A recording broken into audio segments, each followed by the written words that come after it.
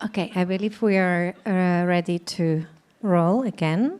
So welcome back. I hope you enjoyed the break. I introduced myself at the very beginning of the day, and I promised you 2 endeavors. So we just finished one, which I think is an excellent bridge to the conversation we're going to have now. We build the program in a way that we finish with with a session on upskilling the archive. So basically talking about us working in the field or collaborating with those from the field or in the field. And I'm going to try to build on every panel before this one, because I think we tackled on so many things. I also mentioned the opening, of course, AI, the kind of not that much elephant in the room anymore, but yeah, we discuss it all the time, but do we do it right? What it is that we need to be on top of things. Then, of course, the copyright questions, the questions around collaboration, participatory practices, questions around transparency, being faithful to the values of the archive, to the collection, to what it means these days to be an archivist, what it means, what kind of skills you need to have in order to do it right. What does it even mean to do it right these days? And I'm lucky that today I will be asking those questions and not trying to answer them. And yes, this will be on you guys. So hello, welcome, and thank you for accepting the invitation. And I'm joined today by 3 friends, and I'm very lucky to say that, but also 3 exquisite experts in the field, and also I'm very happy to say that representing 3 very different perspectives. So that's why you are here, guys. And to present them to you, we have Agata Krawczyk from the Polish Ministry of Culture and National Heritage. And Agata is in charge of a digital culture unit at the ministry. This means, to translate it, she collaborates, she oversees, and collaborates with cultural heritage organization when it comes in Poland when it comes to aspects related to digitization, digital presence, all the European aspects. She's also very active in the Brussels conversations, and we need them. So welcome, Agata. Then we have Virginia Bazan-Gil, from head of archive at RTVE Madrid, Spain, but also president of FIAT IFTA Federation. So we're gonna get a glimpse from a institutional perspective, but also a global one on how a federation as big and as global and diverse as FIAT IFTA also sees or whether you see, this will be a question, the changes in the ecosystem and a possible need for different set of skills or new set of skills or a mix of skills in the archive. And we have Marco Rendina. Marco already said that he's wearing many hats, and that's why he's here. He introduced himself already, but just to kind of stress again why. So it's Cinecittà, but it's also digital cultural heritage on the European scale at large. A variety of R&D projects, but also a bit of a touch of policy work, together with Agata also in Brussels to some extent, and also a very interesting project on ethical considerations when it comes to the archival collections called the bias. So this is the group, and we have a bit than 1 hour, but let's do this. Ready? Yeah. Okay. We will of course make time for a round of questions. So for you to get involved. So whenever you feel like okay, this requires a comment, this requires I have a question, just please raise a hand. I'll try to be observant. If I'm not, just shout. And then we'll try to make it work. The light is also a bit strong, so just please be part of this. And we do not have presentations, so this will really be a conversation and exchange, and we would look for you to be part of it. So jump in whenever you feel like. Okay, I already said briefly that all the previous sessions yesterday and today, they showed a variety of skills, knowledge, competences that an archival expert, an archivist needs to or should have in order to be able to cope with all the challenges, the current challenges, but also opportunities. I think there are both of the extremely quickly changing ecosystem that we are in. Alec called them loops, right? But the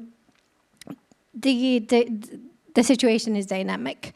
But I wanted to start with coming back to the basics and ask you about 3 qualities or 3 skills that are non-negotiable, that needs to be simply in the archive, and an archivist needs to have to do the job properly. So, Virginia, go first.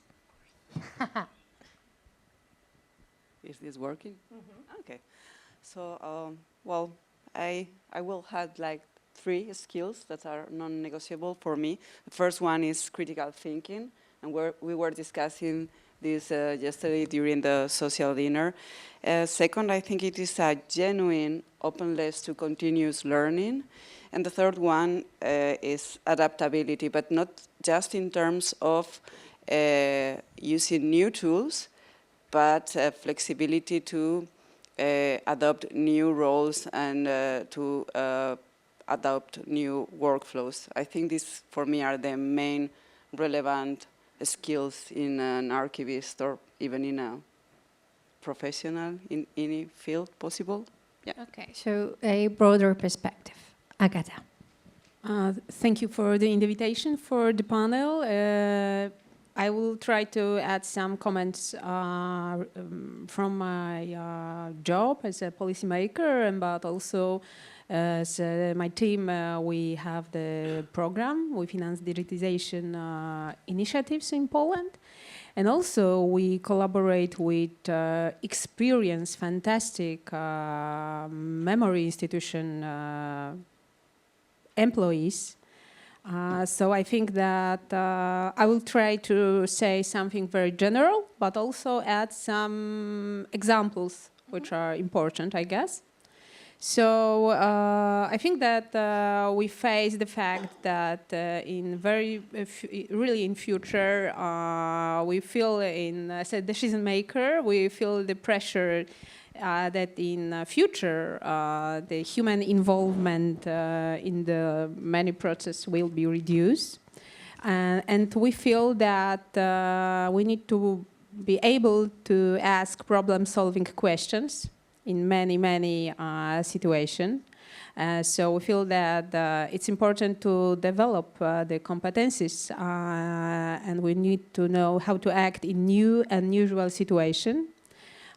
It's important to, we believe that it's important to know how to react in actions that are inconsistent with predictions.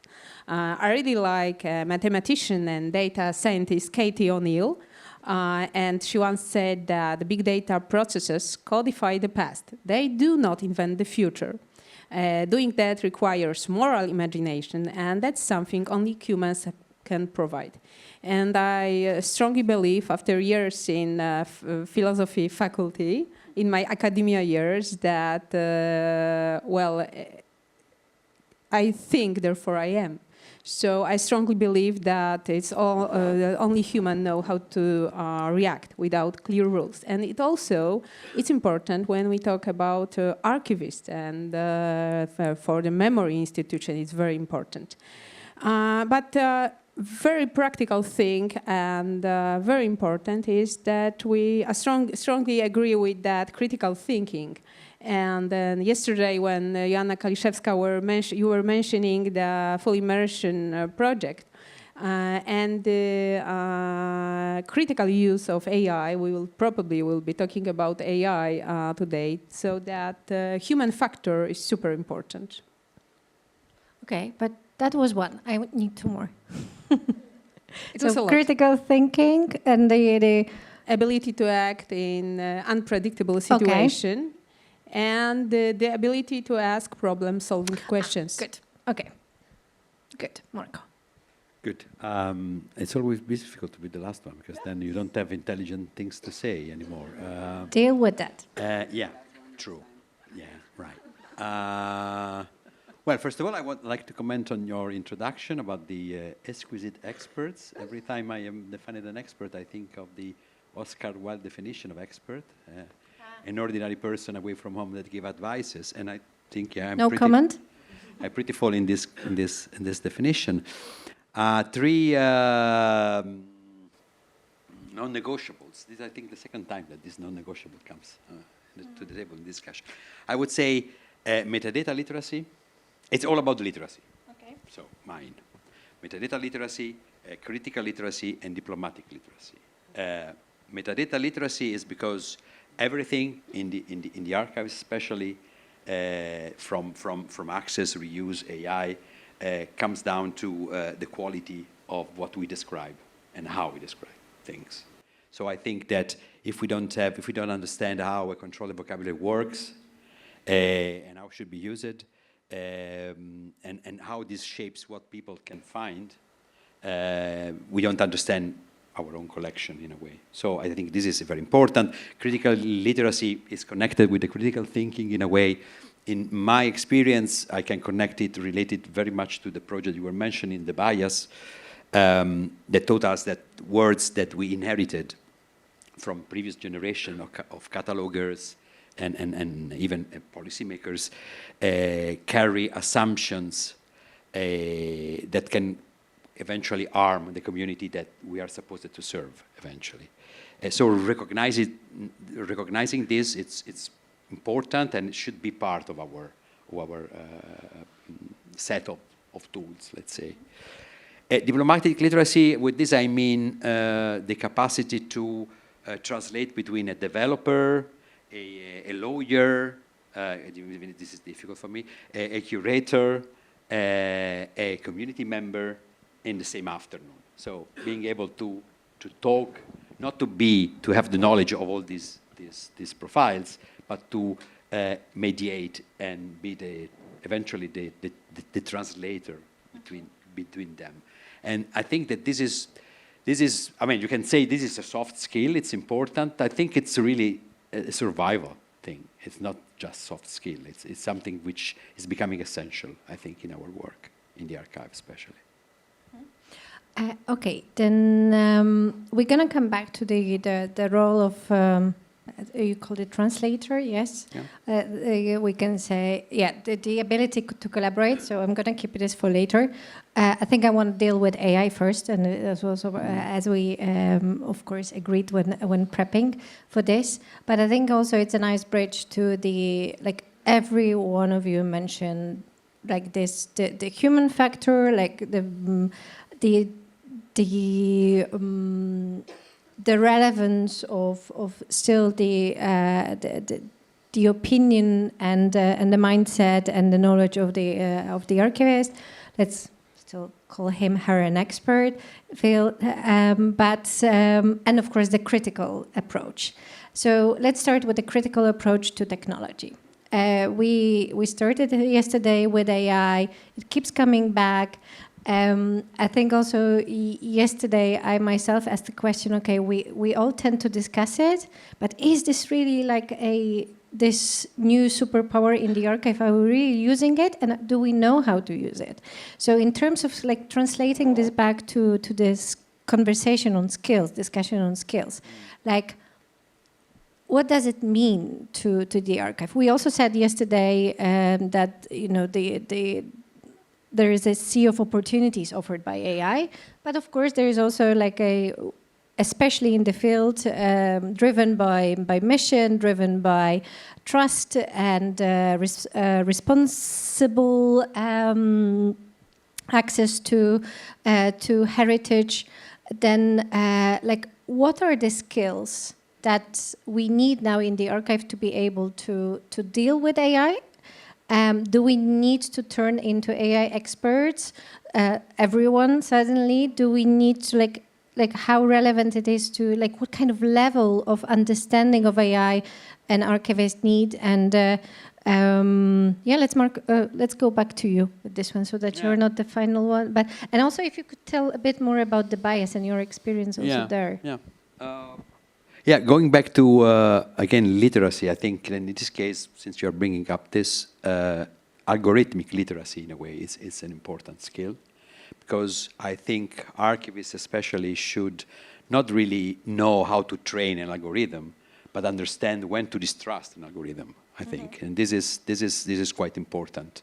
And I also think that keeping the, how they say, the human in the loop, isn't just a slogan, a nice slogan, but it's really, it's the difference between augmentation and abdication. If we don't have the human in the loop, then we just abdicate our role, I think. So it's really important to have this kind of literacy, which doesn't mean that we all becomes AI developers or experts, but we should understand how these algorithms work, and also the bias that they bring, because they are biased, of course, and basically they are biased also because of the way they are trained and built. So this is also important, how to train them.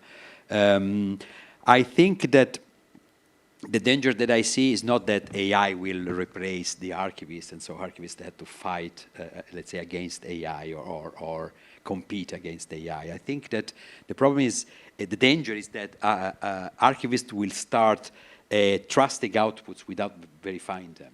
So I think that having this kind of approach and thinking that the AI is the holy grail and will solve all our issue, and that the way we can trust more or less blindly, because it seems sufficient and it seems to work, this is problematic. That's why I was saying the human in the loop is critical, because checking a transcription or checking a cluster that AI can suggest or things like this, and verify the outputs is something that it's extremely important. Now you were asking about the bias, how to connect this with the bias. I don't really know, because the bias was a project that basically wanted to give the tools to archivists and collections owners, heritage collections owner, the possibility to detect outdated language or biased language in metadata. And this was done, of course, creating a vocabulary, a knowledge graph with these terms in multiple languages. We did it in 5 languages, giving contextual information about specific words, telling why this word was considered outdated or offensive.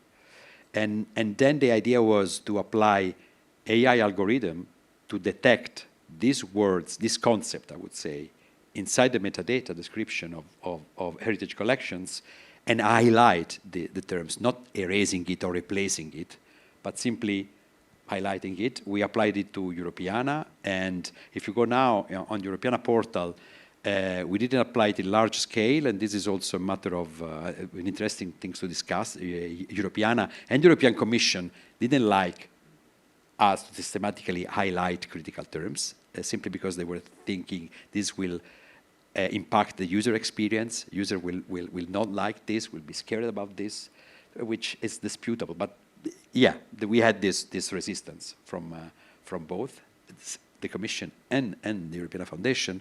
So you will find some example of this in some records. So you will have, for example, words like gypsies or similar that are highlighted, and then you can see the contextual information on why we consider these terms outdated and which are the possible alternative to this term.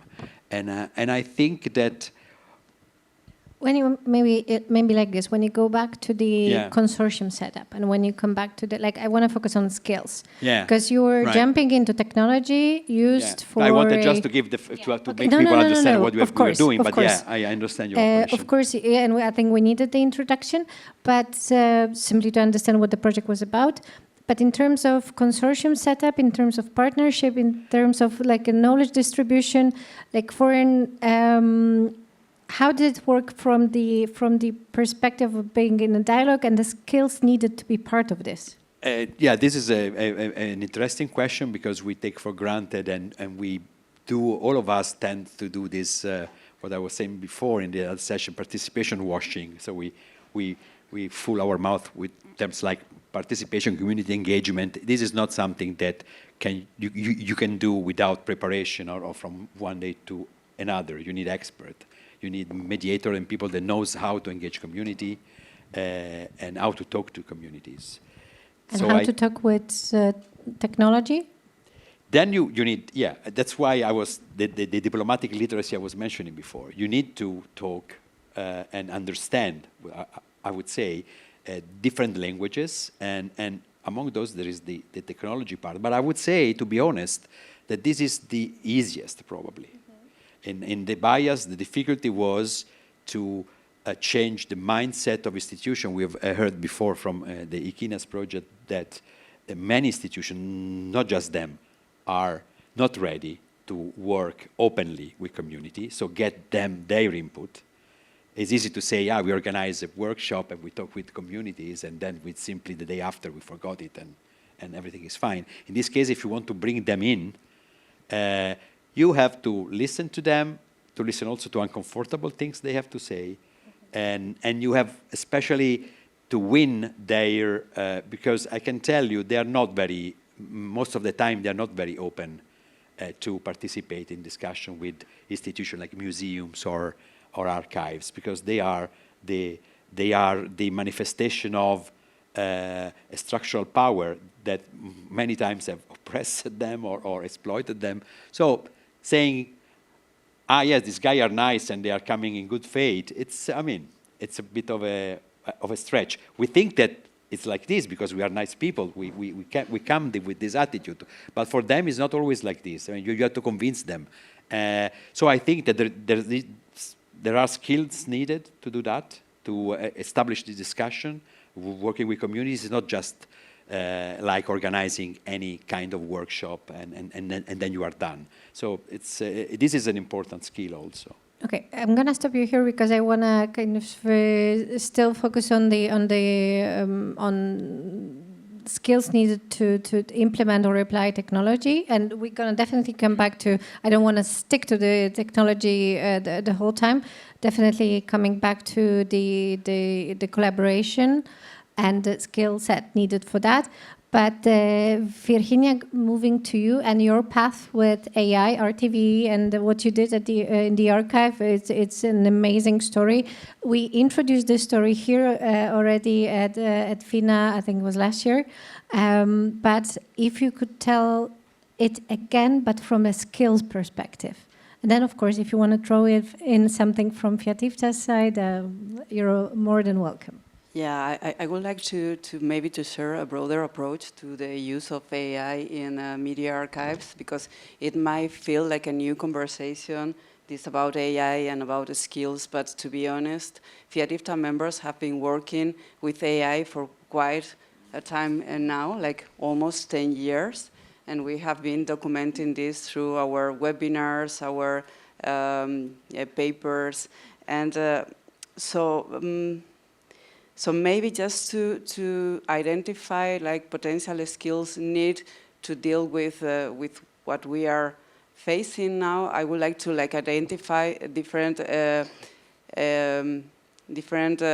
paths to approach or I don't. Okay, so I will identify like different progress situations in terms of artificial intelligence. So we have these like very early adopters or testers, which it doesn't mean that now they are very advanced in the use of AI. So these archives will need to make up their minds about how and when they integrate artificial intelligence, then we have these organizations that are only now beginning with testing AI or planning to adopt it, which is perfectly okay. And then we have all these institutions with a well-defined AI strategy, aligned, of course, with our national policy on data. But it doesn't mean that they are adopting AI in their internal workflows for the archive. And finally, there are some other organizations that are already integrated AI in production, but still need to face challenges such as governance or ethics or the skills needed to deal with AI on a daily basis. So as we see, there's not a single path for AI adoption, so we will need a wide variety of skills to deal with these complex and different situations in terms of implementing artificial intelligence. And in your case at RTVE, what were the skills that you felt were missing in the archive when you were starting the journey, the testing? You had a collaboration with the university, you started small, trying out. How was the archive ready? No. What did you have to change?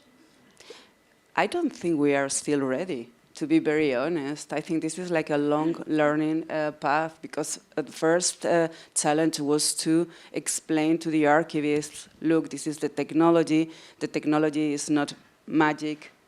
Of course, this machine is not doing your work better than you, because it is a machine, it is not a human. And this was the first challenge. Now, I think that we are doing quite well in terms of quality with the tools that we are using at the archive. But then the archivists are just doing their stuff, as usually, just ignoring AI, because correcting AI is time-consuming. So that's another challenge now. But of course, this is like a coffee discussion, but mainly the main challenges were like the cultural, the culture of the organization, some technical issues, of course, because we are at broadcasters, we are not ready to be connected to the cloud or to AI services in a light way, and also to integrate all the metadata into the archive workflow, the structure. But still, we are not ready to use AI. We are learning in every day, and we are just feeling, how can I say this in a nice way? We are allowed to fail every day and to learn and correct, because otherwise we will never ever work with the technology. Just a final follow-up. Did you invest or did you have an opportunity to invest in training, to offer training to the archive? Or was it all like learning by doing? No. Of course, training is an essential piece of our project, indeed. So we started very early cooperating with university. We have a chair with the University of Zaragoza. So they act as like a technological advisory board for us. So together with them, we explore like the new trends in artificial intelligence that is possible, which is every week. But then they helped us to think about a training, first about the basics of the technology, because again, we need to explain that it is not 100%, the users always have like a very high expectations of the technology performance, and that's a real challenge as well. But again, training is essential, and we plan specific actions during the year, and every time we change the AI provider. So without training, formal and informal, it's impossible to implement AI in a nice way. Okay.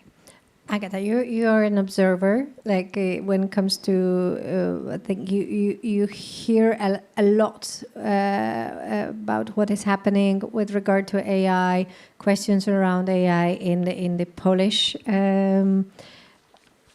Institution. Yeah. Could you share your observations and what are the themes, what the topics are that are being discussed, how much of Regarding a theme this is AI. regarding AI and the implementation or application in the context of Polish institutions? I observe growing impact of the AI algorithm on projects, institution, which is great. And of course, this is difficult, as is it a new tool, new technology, new possibility. There are incredible examples, and but as you mentioned, we are only human. So there are some difficulties. I could share the short story that like few weeks ago, I was reading a proposal for my programs, and after like 10 projects, I realized, oh my God, they are quite similar. And all of them, they are perfect. They couldn't be better. And then in one of those, it was like small archive NGO, and there was a description. As ChatGPT said, this is that and that. And this is a moment that I guess that public policy should recommend things like a self-assessment scheme before projects, which should be created, probably by Polish Ministry of Culture. And I think that I absolutely believe that human in the loop principle is very important for all of the GLAM sector right now. It couldn't be more important that the rule that humans should supervise and verify the results of the technology. And but I also believe that it's AI is a very strong instrument, and we should use it, but with some rules and understanding why are we using that and what for. And but I also believe that when I observe the work, we have in Poland the model of 5 centers of competences. One is FINA. We are here, and after some conversation, even yesterday we had a conversation, and I strongly believe that it's super important to invest in the creative, in the research time of the cultural institution employees. And I believe that we need to support them in order to have space to experiment and take some visionary risk. Because we cannot compete with algorithms. Of course, that AI algorithms, they strive for optimization, and they will be better in some functions. But we need to support experiment, and we need to take risks. Maybe it's not very popular opinion as a person who works for the ministry, but after years of experience, I believe that this is super important to inspire new people, especially new employees. Okay, then how to do it? Like one of the paths that I think Virginia mentioned was the collaboration with the university, and that this is where you search for the knowledge that you do not have in the archive. You collaborate, like Marco, you mentioned the involvement of different communities, that they also bring in knowledge. So, but with regard to, let's try to be very specific, something that might be useful to the participants. Is there are you aware of trainings, courses, collaborations, somewhere where people can, say, yeah, I want to sign up, or I want to collaborate, I want to join a mailing list, or I want to join a group, something you have. I'm sorry, this is like an extra question, we haven't prepped for that, but I think it might be very useful to share. if you have ideas for this, like where to search for this knowledge, where to search for these collaborations, if you want to test, if you want to expand, if you want to kind of grow on a personal or institutional level. We all want I to like react. it. Okay, then. No, I'm going to say something. I can always say something. I know. I think that the first place I would look is indeed the research sector when we're talking about AI and technical skills. So like RTV did, the local universities, so the nearest university that you have at range, they would be interested in collaborating with you as an archive because you offer data to train their algorithms eventually, and you can have their skill and experiment like that Daniel showed us in the ISA project. You can experiment in a safe environment. So usually in a closed environment, you don't send your data to the cloud, to some big tech provider, and you can be more safe in your experiments, let's say. And then just try to be in the main groups. For example, the Europeana Network Association. So in these groups, a mailing list like the Europeana Tech mailing list, in which you can have a fresh glimpse of what is going on in the sector, and try to keep you updated. I don't have let's say, an address where I go when I want to find a specific kind of capacity building path. But I think, for example, in the bias, we published a sort of capacity building, a course on detecting bias in metadata, and this is published in the European Academy, which is open, is free, so people can go there, and there are other interesting capacity building materials there, courses and things like this. So I don't have really a place to go when I want to search for these kind of things, but just trying to follow a bit where the community is going, the cultural community is going, and remaining in touch with the research. I think these are good advices, I would say. Yeah, well, at IFTA, yeah, we are proudly supporting a very interesting initiative, which is Frame, developed by INA and supported by EBU Academy. And this program, this training program, which is 10 years old now, we commemorate the 10th anniversary during the FIAT conference in last October. It's made by 5 different initiatives.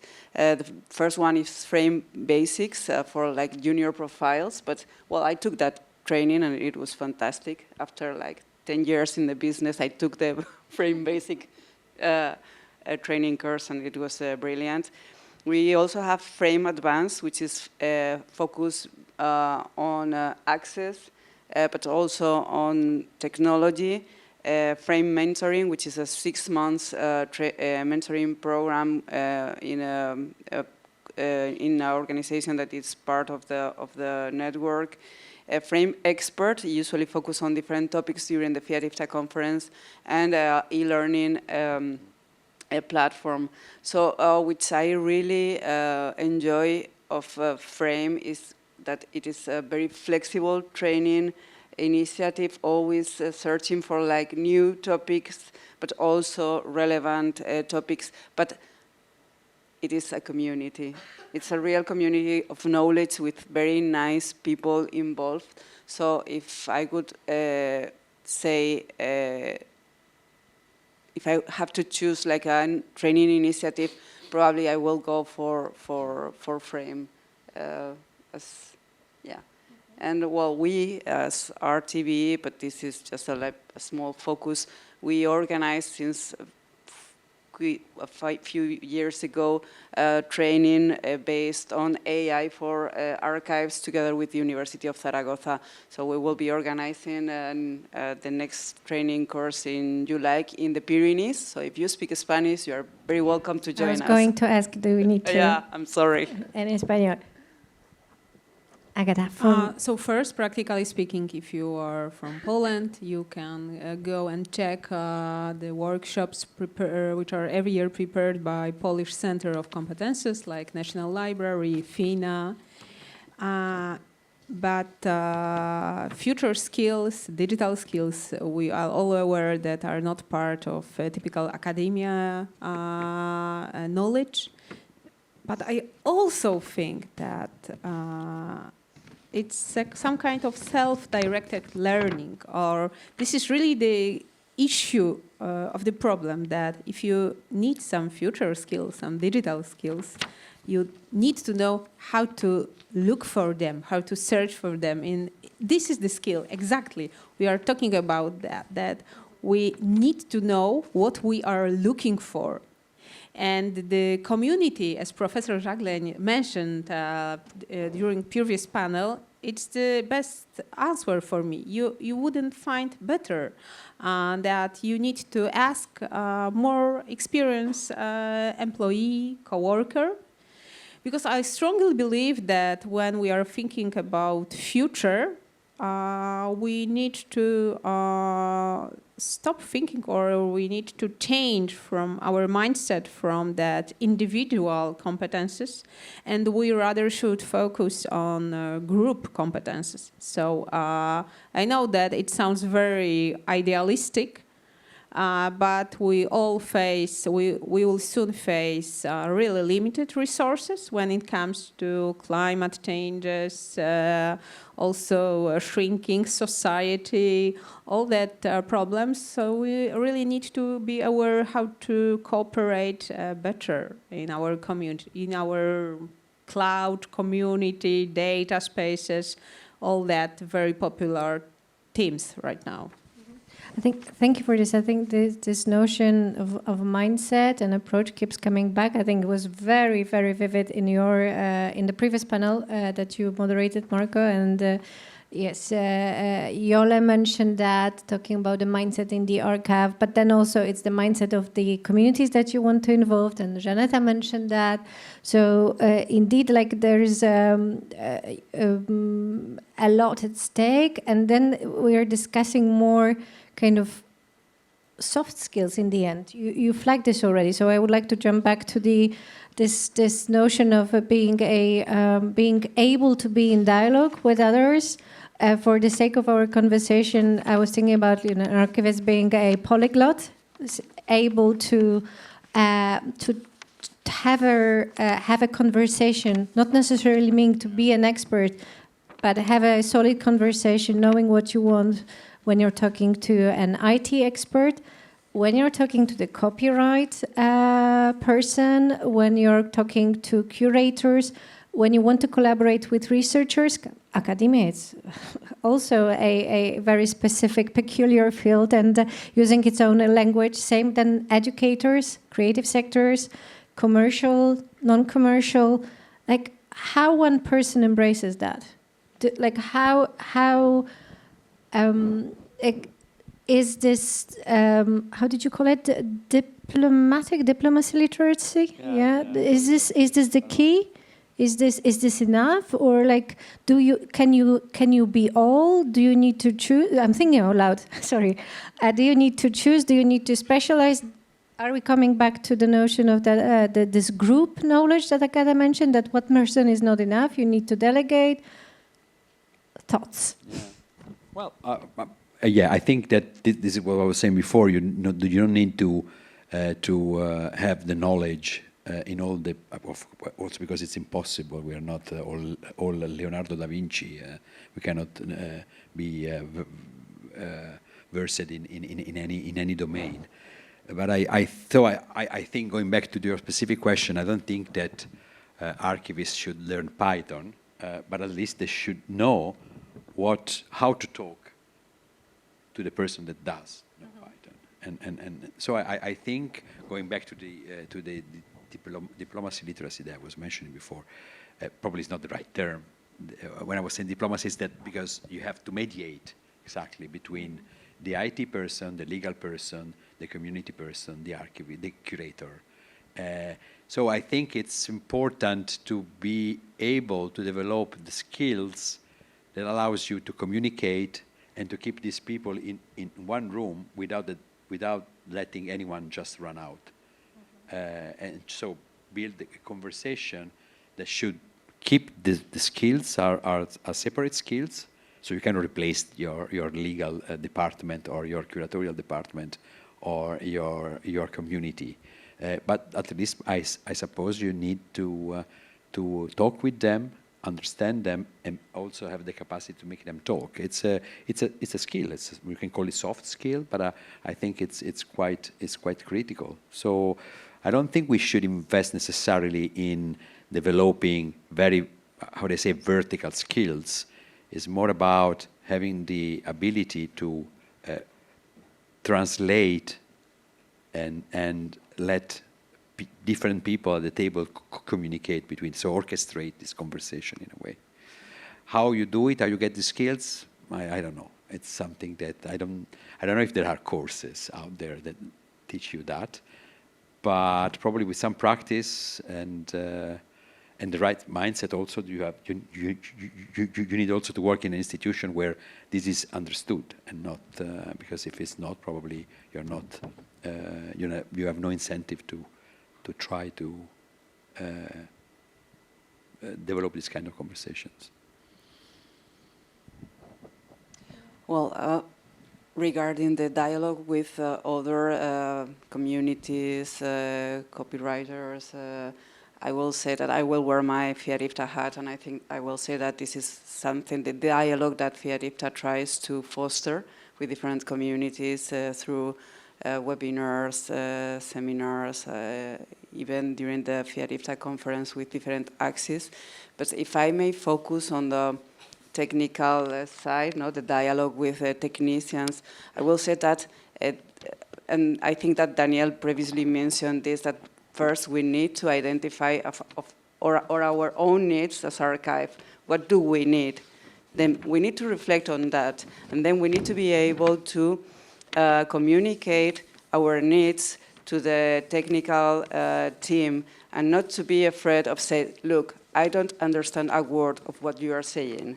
Can you try to explain it again, or even don't try to explain it again? This is what I need, and I need you to help me to achieve this. We don't need to measure ourselves constantly with IT because they are more important than us. No, they are just the team that is helping us to achieve what we need when we are working in an organization which main core is the data and the content. So we shouldn't be afraid or being less that the technical guy. And this also goes for the legal department, if I can say that. I think it's important to be ready to admit that you don't know, I don't know, I don't understand you, please translate. So for the institute, when you are thinking about organization or about project, it's important to hire at least one person who can be a translator and who can translate or and work as an intermediary between two parts. So I think it's worthwhile to support the development of such adaptive skills that will allow institution or employees to talk between different specialities. So, and but it's super important to be ready to admit that I don't know, or please help me in that. That's why I need you, right? Well, yes. Mm-hmm. Okay, I'm gonna pause here and ask if there are comments or questions in the room. I see a hand in the air. It's behind you. It's behind. Oh. Then. Fur. Wait. Wait for the mic, please. Thank you. I would only like to say that we've got a profession that really deals with this problem. It's called business analytics, and they are, obvious in commercial endeavors. So I think that we can implement that. And another thing is that we are still missing in the public cultural institution normal research and development departments. Well, true. And we can, of course, organize it in this way that we can cooperate with the nearest universities, and that's how normally cultural public institutions deal with that. You know, it's a way. I think that we explore it, and we explore it with success, and you know, learn how to mediate with different languages, between different languages and professions. So we already got some knowledge to share in terms of that. But I think that implementing some called not business but public analytics in this way, public culture analytics, I don't know, could be quite successful, and it's not a wheel that we need to reinvent. Simply apply, yeah. Agata, you want to comment, or? Well, just a quick comment that it sounds very interesting model, as you mentioned, but I feel that there is some problem. I don't know, is it a communication or different expectation or just different workflows, but it's not a very popular model. And I would gladly discuss it later because it's not happening. At least it's not very common, I guess. I wanted also to add one thing, because you are right that R&D in cultural heritage is a concept we should push for and explore. The truth is that not many cultural institutions has the luxury to have a research and development department. Mm. We have one here. Johan Omen is the director, but it's not easy to have this. So that's why the solution of making partnership with the nearest university is probably the easiest one, because and also from a policy perspective, I think that what we miss now in what probably we will miss, I fear, in the next multi-annual framework in the Horizon program is exactly the cluster 2, so the one on research and cultural heritage. This is not granted. They are in the draft that I have seen, it's disappearing. So we just have Creative Europe then for this, or how it's called now, Agora EU, which is not research, it's just innovation. So yeah, it's interesting. I agree with you, but we need money for this. And we need to very quickly jump into business models, yeah? Even skipping this research. Yes, okay. I agree. If we use the term business model in a more broad sense, because I think culture is not business, it's a different thing, in my opinion. So maybe I have a socialist approach. But for me, it's a public good, so it's something different. It's not, so talking business is, I don't feel very comfortable, but yeah. Yes. So I wanted to bring in yet another discipline, which is digital humanities, and many of the discussions that you had now reminded me of the discussions we had in digital humanities a couple of years ago, and Daniel, right?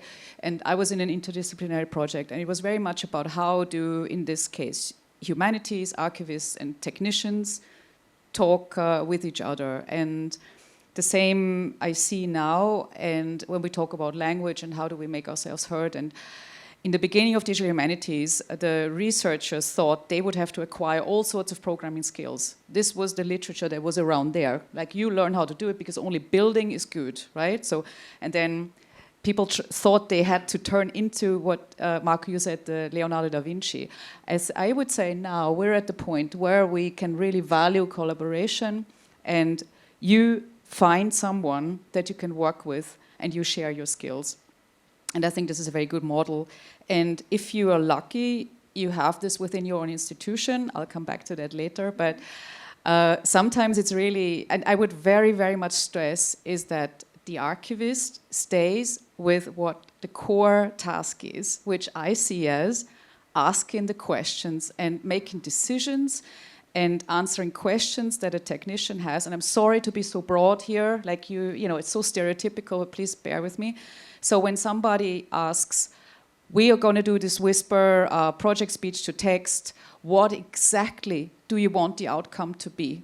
Do you want it published with timestamps? Do you want to publish with all the mistakes? What do you actually want to do? Then the archivist needs to, you know, think alongside and to tokenize these procedures, and we're not used to that really, because we oversimplify things as well, right? So, but this is the conversations that are sometimes very mundane, but this is how we talk with each other. And the last thing I wanted to bring up is that probably we're going to end up with something that we saw in long-term archiving, that we will have papers that talk about a scaled approach for institutions. So for example, you have on the one hand, an institution like the Bundesarchiv, we can run 3 AI projects in-house, we can hire data scientists, we think local AI is good, we build up our systems, right? We have our data under control, and then you would go down, you know, mid-sized institutions, small institutions, and then every institution needs to see what is feasible for them. Thank you, that's a very relevant comment. Anyone else? Comment, question? Yes, I will refer to what Marco said, that there will be Agora EU, and in Agora EU, not only the Creative Europe is covering education, but also Erasmus. And collaborative partnership in Erasmus can be a kind of way for the further collaboration and upskilling or future-proof skilling, so it's also a nice opportunity. Yeah, this is true, but it's capacity building mainly, which is super important. It's not really research, so it's a bit different. But yeah, I agree with you. There will be also serve, by the way. So the work with community can fall also in this. But yeah, the fact that cluster 2 seems that the risk that is disappearing, I think is a bit alarming, going in the direction you were saying, that it's important to have R&D for cultural heritage. But in Erasmus, you can hide research under strategic partnership, innovation partnership, and so on. Yes, so the transfer of knowledge can be both ways. Yeah, it's true. Anyone else? Good. I like how the collaboration is happening also in the audience. Hi. Go. Thanks for the panel. I wanted to circle back to the title of it and ask whether there is anything you would advise from the perspective not of a giant institution, but for example, from a perspective and for an individual who wants to do his own project. Like Marco, you, for example, talked about metadata literacy, and later on you said that it's hard to like find one resource when you can learn all the skills, because if you are an individual, as you all said, you have to be like at the same time kind of bit a programmer, kind of bit a lawyer, kind of bit like a curator. So I was wondering, like, where would you start? That's the question to all of you. If you were like just at the beginning and doing it or on your own, let's narrow it down to like metadata literacy. Like where should one look to like start his own archive, for example? Well, I can give it a try.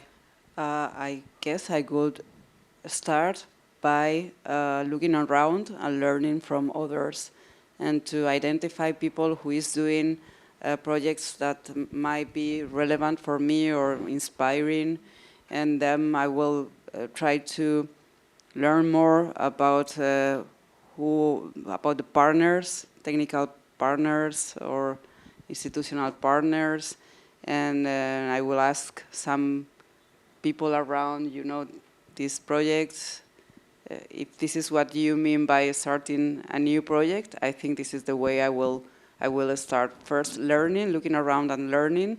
Then next step, I guess I will just identify my goals for the project. And then I will try to create alliance with other, if you are thinking about your own organization, maybe try to identify partners inside your own organization, maybe areas that have the resources that you don't have, meaning money, contacts, and then I will simply start. This is not about the skills, but this is about a roadmap to start a project. This is how we approach the project at RTV. So, yeah. So if I may, I would advise at the very beginning to find one person who do you trust and try to explain your idea to that person. And if that person understands, try to find an institution or an expert or a program and try to convince someone to your idea. But it's super important to clarify what are you looking for, and is another person understand your need. Because when we'll start looking for money, support, partner, they all need more or less clear vision, what are you looking for. So unfortunately, at the beginning, you are alone, but then you will find your community. Yeah, following on that, I would repeat myself. I think, for example, if I was a young professional, unfortunately I'm not young anymore, but I would. You are a professional. Kind of. I would go to. I would follow for example, the Europeana Network Association. The community is there, more than 5,000 professionals in cultural heritage sector, and subscribe to the Europeana Tech. Go and look at the programs that are online at the European Academy. Look at Frame, for example, because they have program also for young professionals and basic level also. And then there are also a lot of MOOCs online. So that are, for example, I know that KU Leuven has a digital humanities department, and they develop several MOOCs. They are quite relevant for our sector of the cultural ages at large. So I think like Agata was saying, we are all alone in a way, but I think that if you try to online to follow which are the most lively community, and FIAT IFTA is one, but there is also the Europeana community, probably there you can find some basic courses that can give you, can build a bit your tool set, let's say.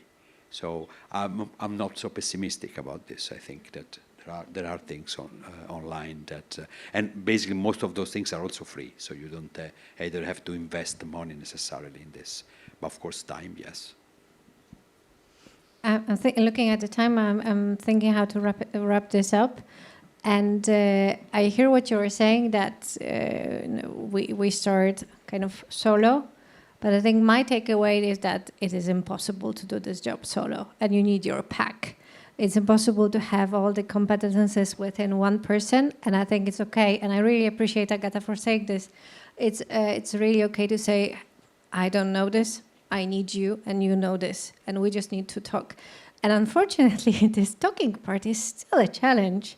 And I think this is something we still need to learn and embrace. There's also, I have this in me, like, okay, so I need to trust this person. I need to rely on the expertise. But I think this is also the, at the same time the challenge, but also the beauty of this game. And so I think if I were to close with one sentence, is that you need your pack. You need your community. You need your set of experts. Also to kind of take down the pressure of yourself as a professional, that you need to know it all. I think it's okay to say you don't have to, but you need to know who to ask, and you need to rely on the person or the community or the expertise or the, simply the settings. And the professional networks are there to support. I think, EUscreen is also there, and I think we also create space for that. Of course, there are things, this is something you need to search within your circle, because depending on really what you're interested in, but you need your pack. And I think let's close at this. Thank you very much. Thank you for being with us. Thank you. Thank you.